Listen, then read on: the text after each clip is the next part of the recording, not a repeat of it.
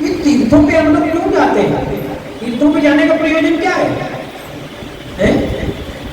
तीर्थों पे जब हम जाते हैं तो महाराज अपने पापों को समाप्त करने के लिए जाते हैं। तीर्थों में जाने का प्रयोजन सिर्फ एक ही है, तो फिर जीव से पाप बहुत होते हैं और तीर्थों में पुण्य बहुत होते हैं।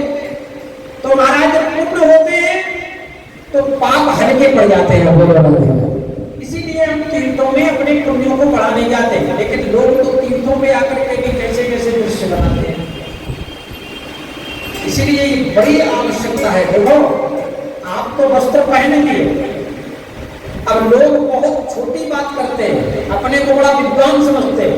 कहते हैं महाराज लोग गलत कपड़े पहन के आ रहे हैं, इसमें आपको दुखी होने की क्या आवश्यकता है? वो पहन के आ रहे हैं तो वो जाने। लेकिन महाराज समझने की बात ये है कि ये जो बिगड़ा हुआ मन है,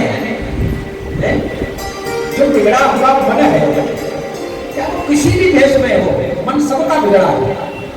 तो ये जो बिगड़ा हुआ मन है, इसका सुधार के लिए तीर्थ में आ रहे हैं। और तीर्थ में आकर के जब ऊट पटांग दृश्य लोगों के सामने जाएंगे महाराज, तो मन तो पहले से ही बिगड़ा हुआ है। तो देख करके मन खराब होगा कि नहीं होगा? बोलो राधे, होगा कि नहीं होगा?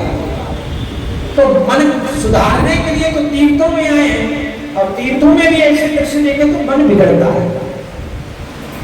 लोग साधक लोग प्यारी जी का दर्शन करने जाते हैं, राधा वल्लभ का दर्शन करने जाते हैं, वहां भी आकर के लोग इस प्रकार से खड़े हो जाते हैं महाराज। उससे मन जो है वो बिगड़ता है, क्योंकि संसार में माया बड़ी बलवती है।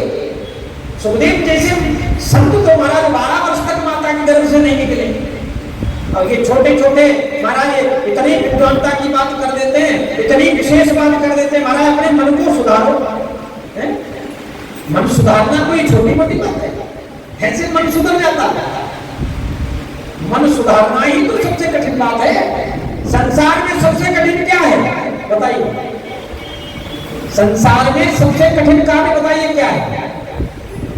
अपने बिगड़े मन को सुधारना, ये संसार में सबसे कठिन है, सबसे कठिन काम। इससे कठिन कोई काम है ही नहीं।